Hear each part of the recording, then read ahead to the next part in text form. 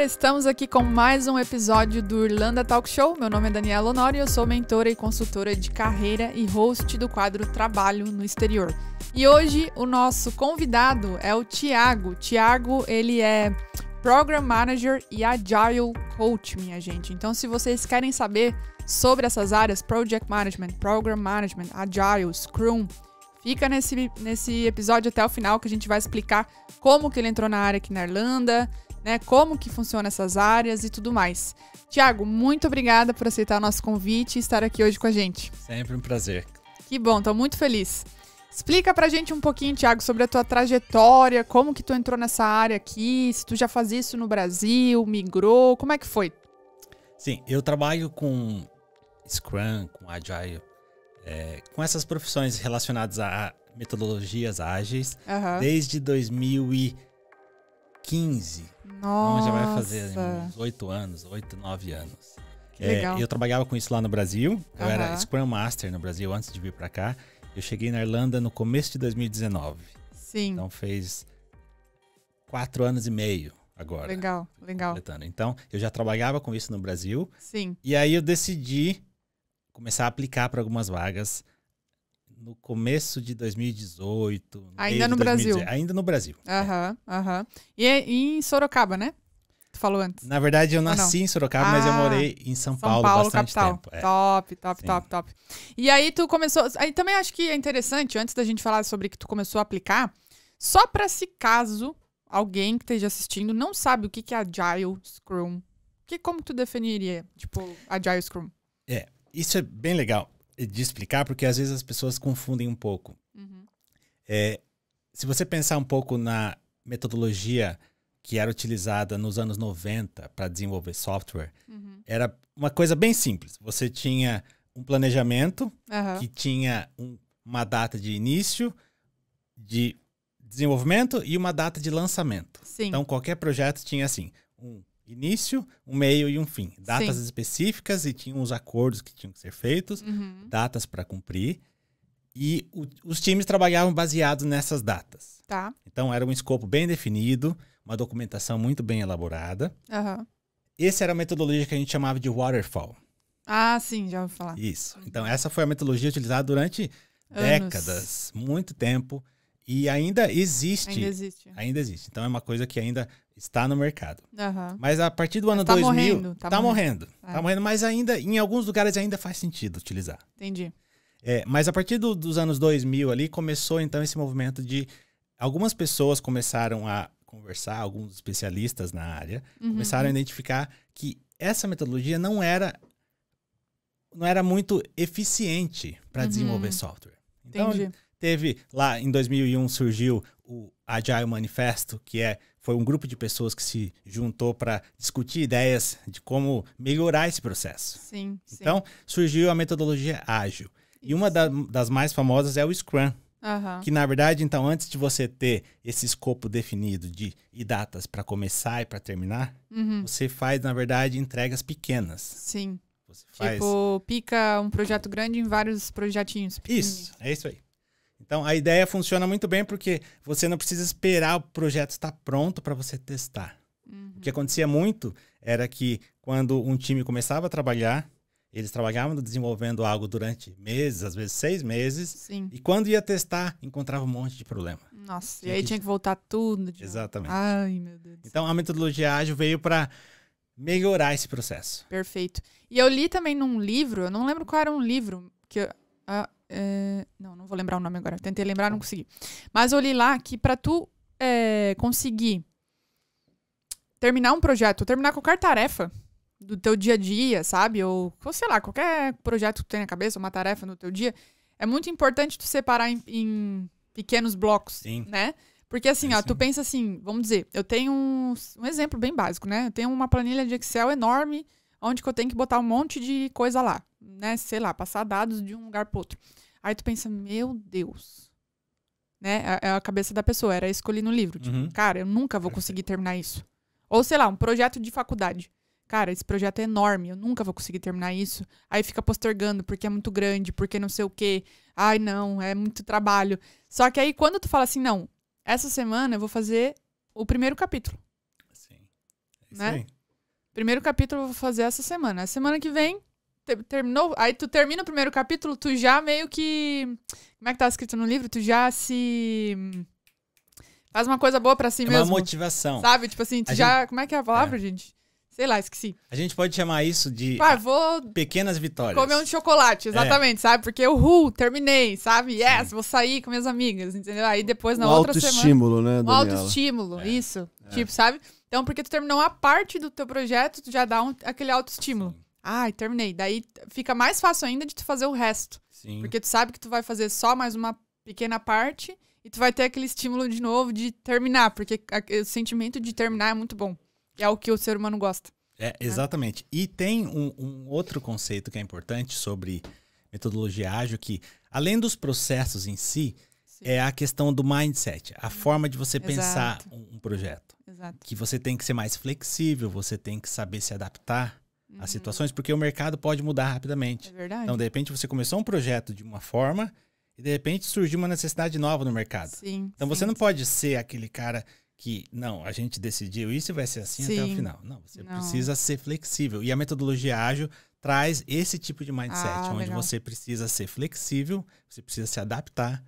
E uma coisa importante, você precisa inspecionar constantemente o que você está fazendo. Por isso que tem esses ciclos pequenos. Sim. A cada 2, 3 semanas, Sim. no máximo um mês, você vai inspecionar o que você está fazendo.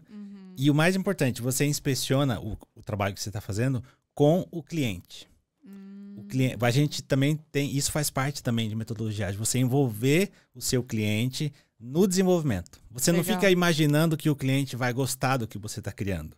Você traz ele e testa só, junto. Cara. Super então, isso é bem legal. Né? Desculpa interromper um pouquinho, Dani. Só uma pergunta para o Thiago. Você é a mesma coisa que agilismo? Essa técnica ágil é a mesma coisa que agilismo. Então, ou seja, a ideia principal é que você vai agir automaticamente, não vai ficar elaborando projetos e projetos e projetos. É mais ou menos essa a ideia ou não? É mais ou menos. É mais ou menos. O agilista, existe essa palavra em português, esse termo que foi... Em inglês também o pessoal usa, mas o agilista é isso. É a pessoa que trabalha com esse mindset, com essa forma de pensar. Onde você trabalha com ciclos pequenos, entregas pequenas, e você celebra essas pequenas entregas que você faz, mas você traz o seu cliente para trabalhar junto com você. Sim. Para construir as coisas juntos. E assim, o planejamento ainda existe, óbvio. Sim. Mas, em vez de planejar aquele projetão, tu vai planejar o projetão também, mas vai focar nas pequenas entregas. Isso. Exatamente. Legal. Muito importante. Às vezes as pessoas confundem que metodologia ágil pode ser uma coisa meio bagunçada. E na verdade não é. Você tem um planejamento, mas você é flexível. Essa que é a diferença. Você pode ainda assim seguir um planejamento. A gente faz, por exemplo, no meu trabalho atualmente, eu sou responsável por fazer um planejamento trimestral. Legal. Então, dentro do trimestre, a gente vai seguir um plano de entrega, mas se acontecer alguma mudança, alguma coisa que a gente precisa se adaptar, não tem problema. Sim. A gente vai sentar junto com todo mundo e a gente vai replanejar. Sim. Essa que é a grande diferença. E até porque tem projetos que duram anos, né? Sim. Não sei os projetos que tu tem trabalhado, mas tem projetos que duram, sei lá, cara, 3 anos, 4 anos, né? Perfeito. Então, e essa é uma diferença também. 4 anos é uma coisa que acontece muita coisa. Essa é uma diferença também sobre a metodologia ágil, que é a ideia de você trabalhar com produtos. No sentido de um produto, ele nem sempre tem um começo, um meio, um fim.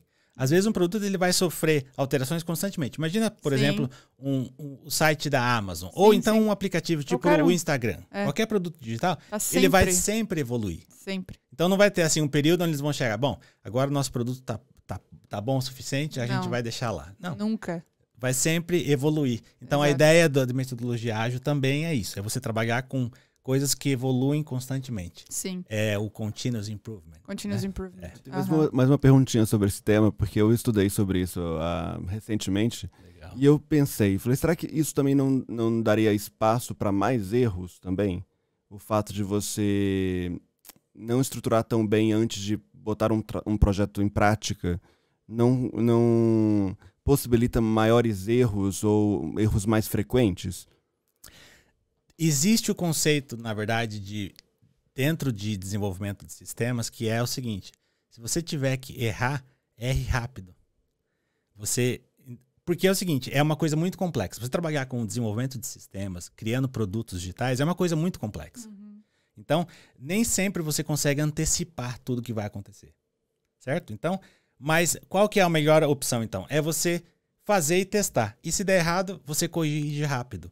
Mas isso vai ser feito num período de 2 ou 3 semanas. Você nunca vai perder meses de trabalho para depois, poxa, não era isso que a gente queria. Sim. Entendeu? Essa aqui é a grande diferença. Então, você pode errar sim, só que você erra rápido. Você Sim. corrige rápido. E corrige rápido. Eu trabalho muito com a área de UX, né, e dev. Não eu, né, tipo, mentorando pessoas. Sim.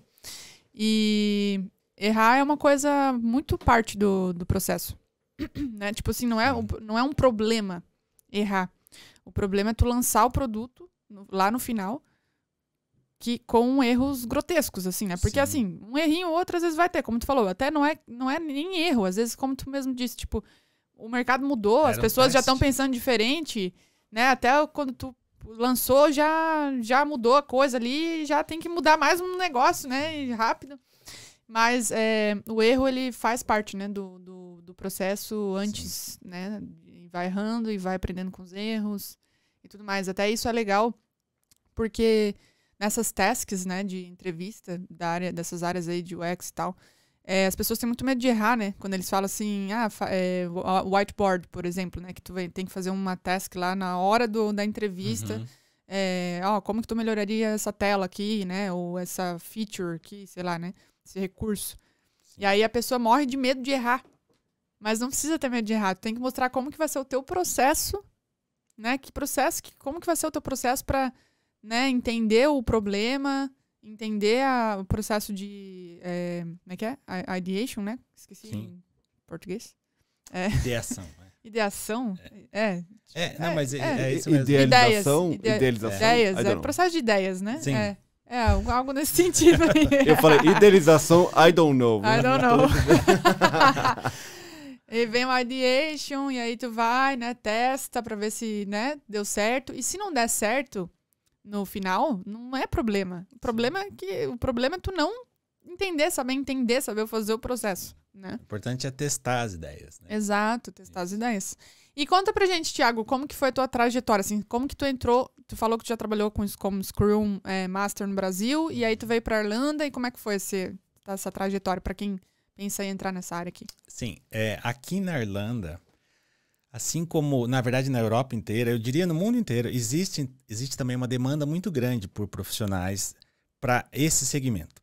Pessoas, eu gosto, na verdade, de explicar a área de TI, meio que dividir em 2 áreas. Uma área mais técnica, onde você tem as áreas de programação, desenvolvimento, engenharia, e essa área de gestão, que eu posso chamar de gestão de produtos, onde você vai ter os Scrum Masters, Agile Coaches, Product Owners, gerentes de projeto. Sim. Então, toda essa área de gestão, existe uma demanda muito grande. E eu sabia disso.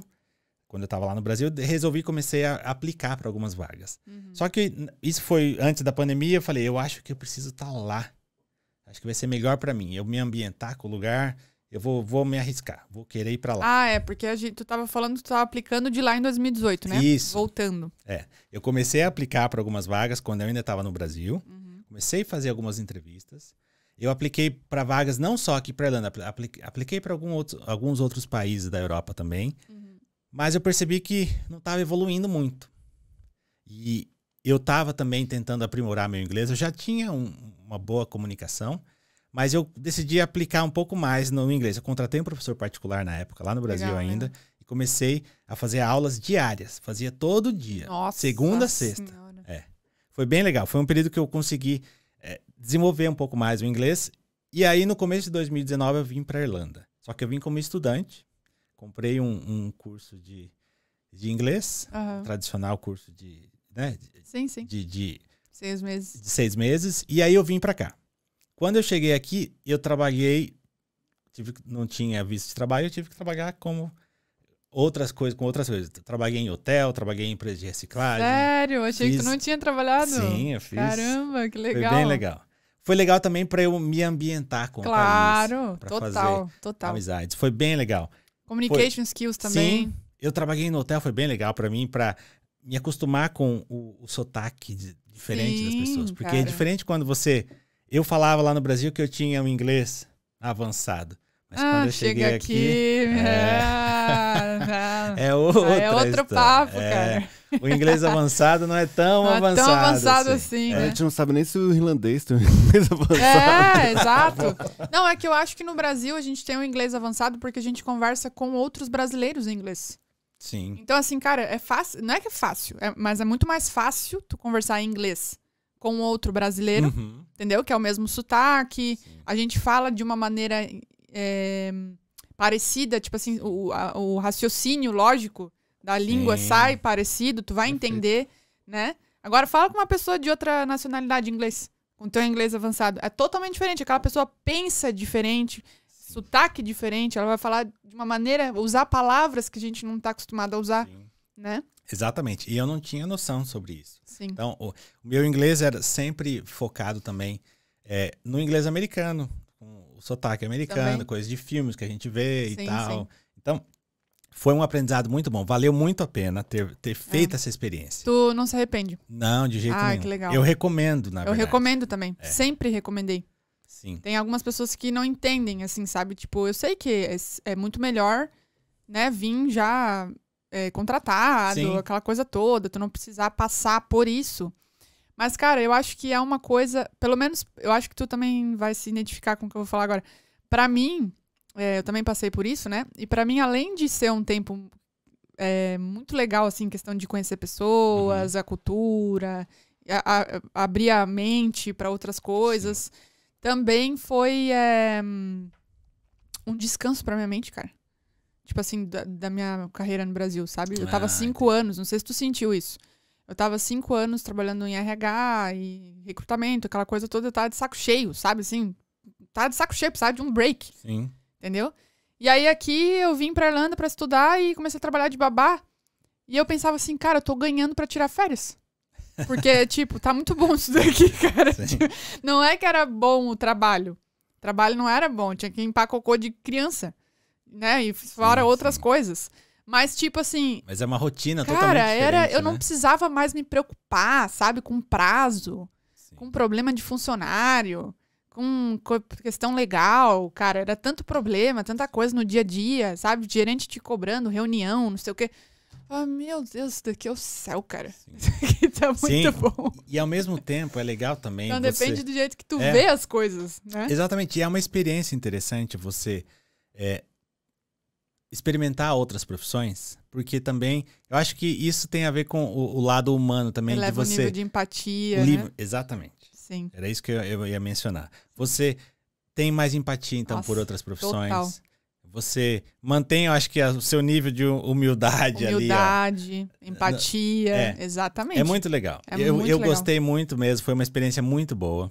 Aprendi muita coisa, conheci muitas pessoas legais, né, durante esse período. Não era fácil. Eu cheguei a trabalhar à noite, fazendo shifts que eram à noite. Eu entrava às 7 da noite, saía... Sim. Tipo, 7 da manhã. Fazia shifts durante a noite toda. Então, foi um período difícil, mas de muito aprendizado. Sim. E especialmente no inglês, foi muito importante.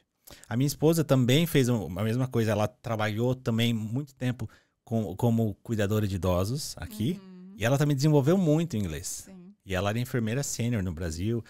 Então ela já tinha manha. Já sabia como lidar. Então, mas ela teve que vir pra cá e também baixou o nível na profissão. Claro. Foi cuidar de idosos e tal. Mas pro inglês foi ótimo. O inglês dela evoluiu muito rápido. Sim. Então, é muito importante. Eu sempre recomendo. Se as pessoas têm interesse em vir pra Irlanda, têm interesse de fazer intercâmbio, façam essa experiência de trabalhar com qualquer outro coisa. Emprego que seja, mas que você tenha contato com as pessoas. Acho que isso nos deixa mais humildes, né? Sim. Exato. Em relação quando você falou da empatia, eu achei super interessante, Dani, porque eu me tornei muito mais empático em relação... Não que eu não tivesse empatia alguma ao redor, em relação ao outro, mas empatia ao trabalho do outro, né? Olha que duro. Total. Olha que duro esse banheiro. Limpar um banheiro é difícil, né? Olha aí tu já pensa 2 vezes antes de fazer coisa no banheiro lá pra deixar as coisas sujas, né? Não, peraí, vamos limpar aqui, vamos jogar o papel ali no lugar certo, porque alguém vai ter que limpar isso aqui, né? Sim, não, com certeza. Isso a questão de tirar a coisa da mesa e levar lá no lugar, né? Poxa, eu vou tirar isso daqui porque, né, vai ajudar a pessoa que tá trabalhando aqui. Coisa que no Brasil eu não pensava. A gente se torna mais cordial com todos, Total, né? total, Aquele total. tipo, olha, você tá no aeroporto e você vê um faxineiro, você fala obrigado. Exato. Entende? Exato. Que a gente não vê muito, às vezes não se normaliza, por exemplo, você pega um ônibus, fala obrigado pro motorista, ele te levou até ali, né? Sim. Exato. A gente vai melhorando. Com certeza. É muito transformador, assim, Sim. muito transformador, nossa. E aí, quando eu consegui o meu visto, foram 5 meses que eu fiquei trabalhando em outras profissões. E aí eu consegui, nesse período eu estava aplicando para várias vagas, eu consegui uma vaga era uma vaga de Agile Delivery Lead, que é como se fosse um Agile Coach, mas eu tinha uma função também de fazer como se fosse uma parte de Product Manager. Eu era responsável pelo portfólio da empresa. Top. Não só por um produto. Eu amo essa área de Product Management. Amo. Eu amava trabalhar com vagas de Product Management, porque eu gostava muito de entender a vaga e de entender o que a pessoa fazia. Sim. Sabe, nas entrevistas. Tipo, eu não fazia entrevistas por fazer, eu adorava ouvir. Eu achava muito top, cara. Eu falava assim, cara, olha tudo que a pessoa faz. É muito massa. É bem legal. É muito legal. É bem legal. E uma coisa importante que eu gosto de mencionar, eu acho que para quem tem interesse também em trabalhar com essas vagas em TI, para você trabalhar com vagas que sejam nessa área de gestão de produtos, você não precisa ter uma formação técnica, nem precisa ser formado em TI. Não. Você não precisa ter faculdade de ciência da computação, Não. Exatamente. Você muito precisa bem conhecer sobre gestão de produtos. E como que você conhece? Através de cursos. Você pode fazer cursos livres, cursos online.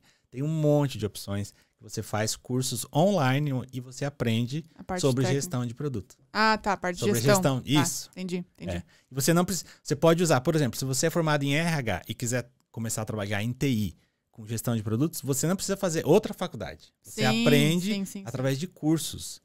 Isso é bem legal. Essa área de product, geralmente a pessoa vem de tem muitos backgrounds diferentes. Sim. Né? E tem backgrounds, eu lembro que quando eu fazia a entrevista com essa galera, tinha backgrounds de business, tinha backgrounds de TI, tinha backgrounds de marketing, como tu falou, de RH, de um monte de coisa diferente. A pessoa vinha e, pum, se tornava um product manager. E uma coisa que eu vou falar que é importante.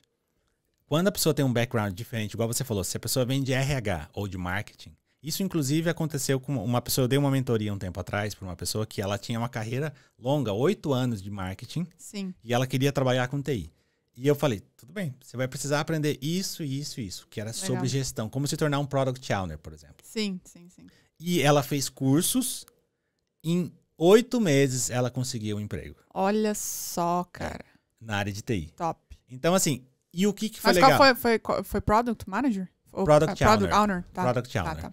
E, na verdade, o que é legal é que você utiliza daí toda aquela experiência que você já tem em marketing, você não vai jogar fora. Não, exato. Porque tem muita coisa importante que você aprender, por exemplo. Ou se você vem de RH, tem muita coisa que você aprendeu sobre processos. Total. E assim, seria perfeito tu trabalhar numa empresa que trabalha com aquilo. Por exemplo, assim, eu vim de RH, eu trabalho na Personio. Não sei se tu conhece, que é uma empresa de software de RH.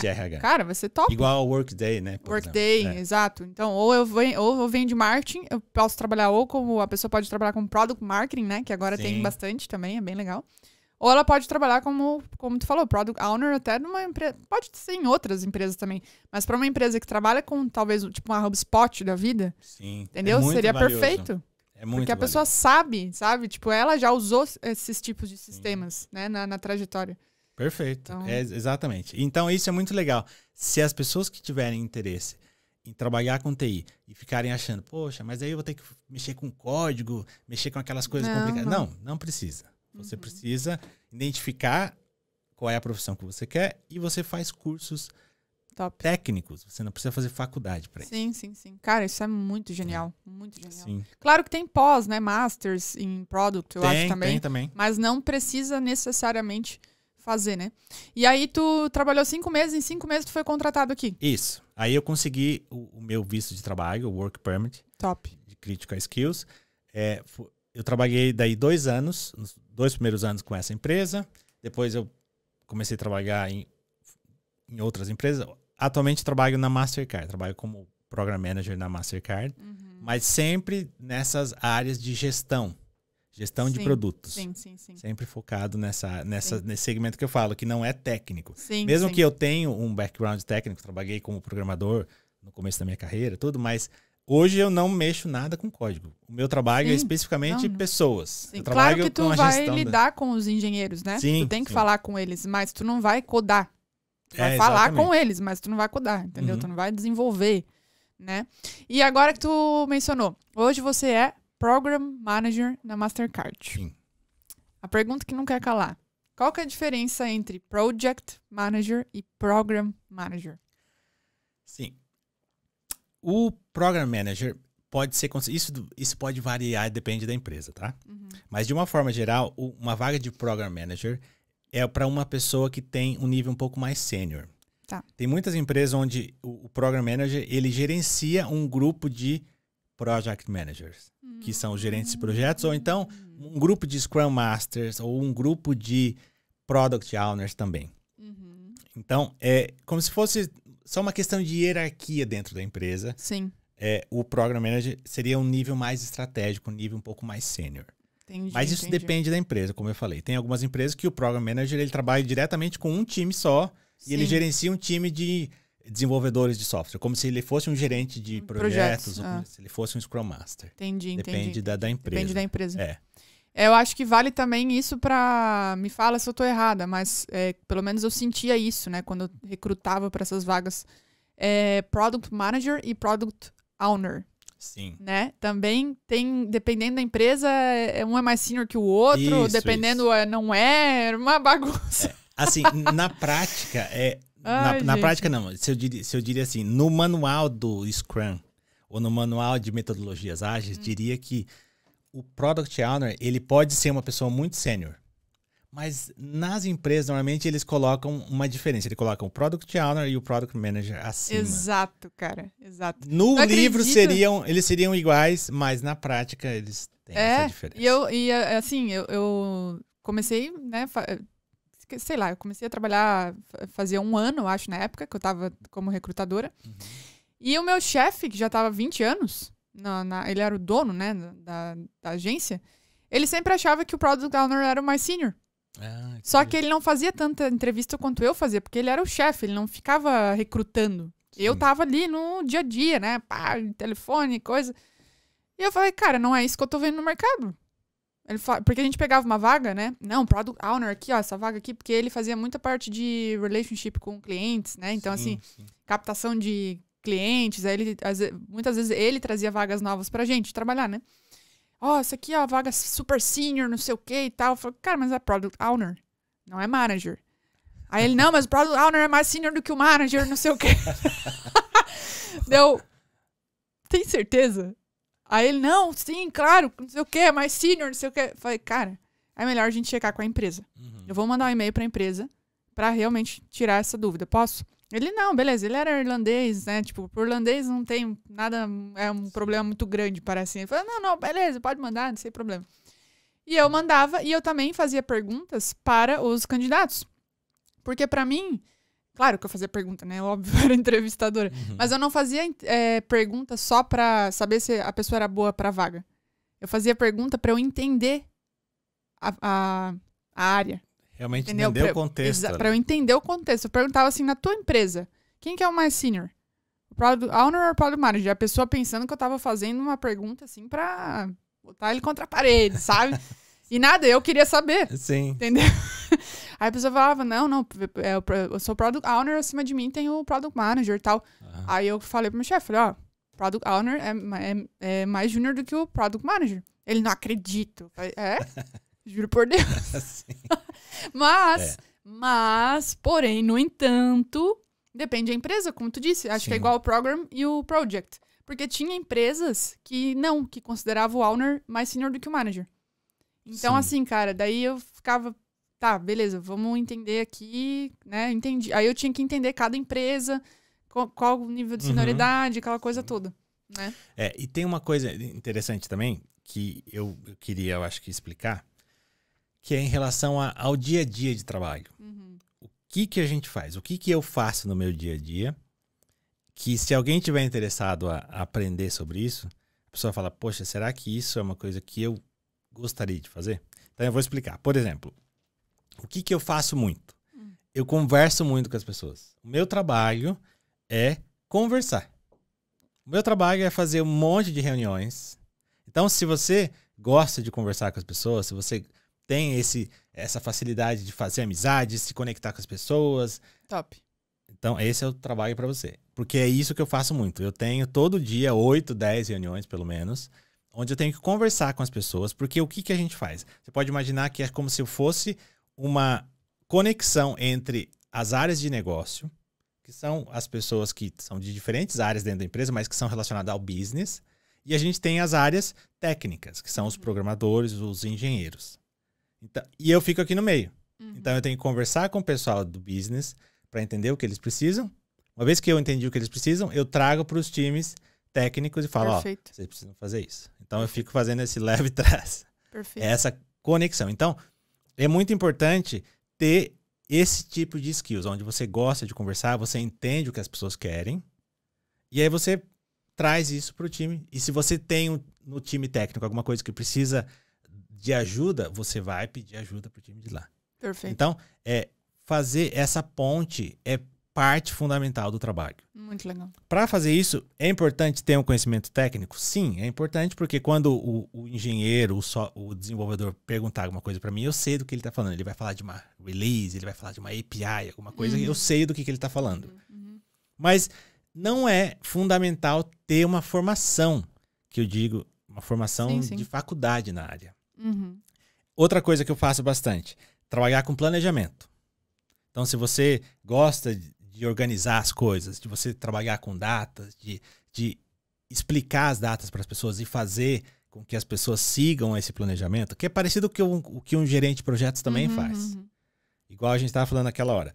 Metodologias ágeis, também a gente trabalha com planejamento. Sim. Então é isso que eu faço. Eu planejo quando que vai ter o lançamento dos produtos, quando que a gente vai colocar novas features no ar. Então isso também é parte do meu trabalho. Top. Eu não vou acompanhar no mínimo de detalhe porque tem o Product Owner que faz isso. Mas de uma forma geral, o planejamento, eu sou responsável por seguir aquele planejamento. Sim. Então, tem bastante coisa que tem a ver com isso, com conversar com as pessoas e trabalhar com planejamento, fazer com que a gente entenda o que as pessoas estão falando e comunicação. Fazer o papel da comunicação funcionar bem. Pode ser por e-mail, pode ser por mensagem, porque tem muita coisa que às vezes são discutidas em reuniões, daí alguém manda um e-mail e fala, poxa, mas você não viu aquele e-mail? Não é assim que funciona a comunicação. Comunicação você tem que fazer, se é uma coisa importante, você liga para a pessoa, todos os canais. Todos os canais, exato. Manda e-mail, liga, faz reunião. Manda mensagem, faz tudo. Manda no WhatsApp. Deixa eu aproveitar, porque uma vez eu fui numa entrevista e essa questão da comunicação surgiu. Porque eu falei, eu sou bom na comunicação. Ela me dá um exemplo. Então, assim, como que você daria um exemplo de uma boa comunicação dentro de uma empresa? Olha, essa pergunta é boa, hein? Boa. Aquilo que você falou sobre todos os canais. Quando tem alguma coisa que a gente precisa comunicar para as pessoas, o canal oficial de comunicação sempre é o e-mail, né? Você imagina que todo mundo que você manda o e-mail vai receber o e-mail com aquela comunicação, só que imagina só, uma pessoa que é um gerente sênior, ele recebe em média 150 e-mails por dia. Como é que você vai garantir que ele leu o teu e-mail? Então, não é uma boa... Você faz parte do canal de comunicação, mas nesse caso, o que a gente usa também? A gente usa as ferramentas de comunicação, os canais de mensageria. Por exemplo, Microsoft Teams, o Slack e tantos outros que tem por aí. Lá também é uma forma de você comunicar. Então, a mesma mensagem que foi por e-mail, você pode mandar no canal de comunicação. E, além de tudo, você pode marcar uma reunião. E que as pessoas que precisam ser comunicadas, você vai comunicar através de uma conversa. Aquilo que precisa saber. Então, eu sempre utilizo esses 3 métodos. A gente faz uma reunião, comunica com as pessoas e depois a gente manda uma mensagem ainda pelo canal de comunicação de mensageria e também por e-mail para ficar formalizado. Perfeito. Se isso não funcionar, aí... É um bom exemplo, né? Mas falar que usa vários canais. E também eu acho que um bom exemplo é falar sobre make sure the receiver understood, né? Tipo, Sim. Eu sempre tenho certeza que a pessoa entendeu o que eu falei pra ela, entendeu o que eu, Isso né? é importante. Isso é importante também na comunicação. Então, tipo Estar assim... aberto para também as perguntas que possam surgir. Exato, ali. também. Perguntar, você tem alguma pergunta? Né? E às vezes quando tu sente, às vezes eu faço isso com o mentorado. Às vezes eu sinto que a pessoa... Porque geralmente quando a pessoa não tem pergunta, é porque ela não entendeu, cara. Entendeu? Geralmente, nem sempre. Mas quando tu fala uma coisa muito complexa, às vezes eu faço calls ali de 2 horas com a pessoa. Cara, eu falo. Eu falo, tem alguma pergunta? Não. Aí eu falo, como que tu faria tal coisa? Não sei. Como que tu não tem pergunta? Entendeu? Exatamente. Então, isso é importante. Você incentivar as pessoas a fazerem perguntas. Exato. Isso é importante exatamente. na comunicação. E, cara, pra gente fechar o nosso episódio, eu acho que seria legal a gente falar também sobre as diferenças, se tu quiser trazer também de entrevista, alguma coisa, mas também diferenças entre Brasil e Irlanda. Porque eu acho que deve ter várias diferenças de tu trabalhar como Scrum aqui, como Scrum lá. E é engraçado porque é a mesma metodologia, mas são times diferentes, culturas diferentes, pensamentos diferentes. Quais são as maiores diferenças assim que tu acha? E também em questão de entrevista, assim. Sim. Vou falar primeiro, então, da questão das diferenças. Tá. A principal diferença que eu senti aqui, quando eu comecei a trabalhar com os times aqui na Europa, foi a questão cultural da pressão de trabalho. Isso. A pressão por entregas. Então, por exemplo, no Brasil é muito comum você ter os deadlines, né? Você tem uma data de entrega. Mesmo que a gente trabalhe com datas fixas, igual eu falei, no Scrum você tem essas entregas pequenas de 2 semanas, 2, 3 semanas, mas às vezes o que precisa ser entregue naquelas 2 semanas é bastante coisa. E às vezes o time precisa ficar até mais tarde, trabalha até 7 da noite, 8 da noite, ou às vezes até no fim de semana. No Brasil, né? No Brasil. Brasil! Aqui vai fazer quase 5 anos e eu nunca vi isso acontecer. E nunca vai ver. E nunca vou ver. Eu achei interessante a primeira semana que eu comecei a trabalhar na empresa que pagou visto pra mim. Na primeira semana, eu me lembro, acho que era numa quinta-feira, assim, eu tava trabalhando e o meu gerente sênior tava bem sentado do meu lado aqui, assim. Quando deu 4:30 da tarde, ele levantou e saiu. E foi embora, despediu. Daqui a pouco eu fui ver, quando era 15:05 não tinha mais ninguém. Eu até perguntei pro rapaz e falei, tem alguma coisa acontecendo essa semana? Eu percebi todo mundo saindo mais cedo, tá algum evento acontecendo? Ele falou, não, esse é o horário que a gente faz, assim, normalmente até umas 4:30 é o horário que a gente trabalha.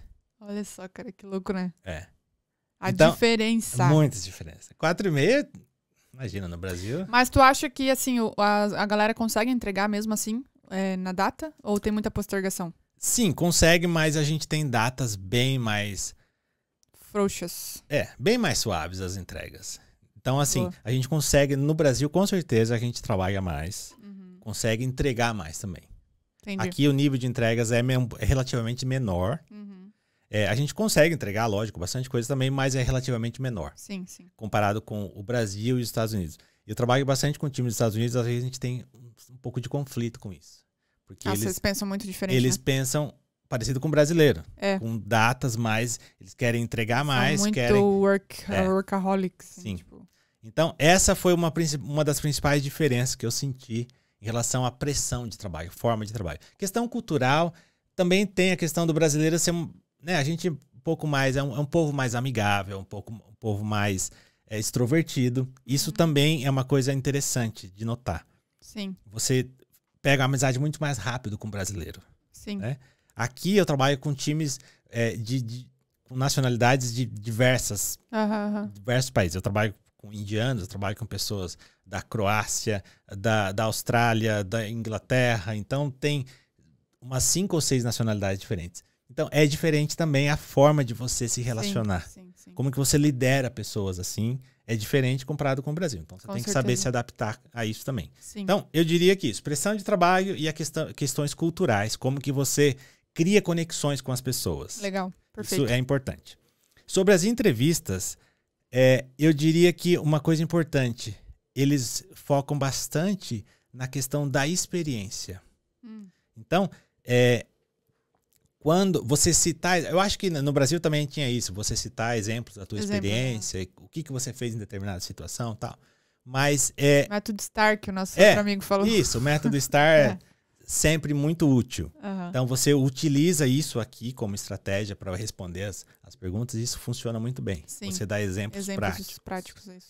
Isso funciona muito bem.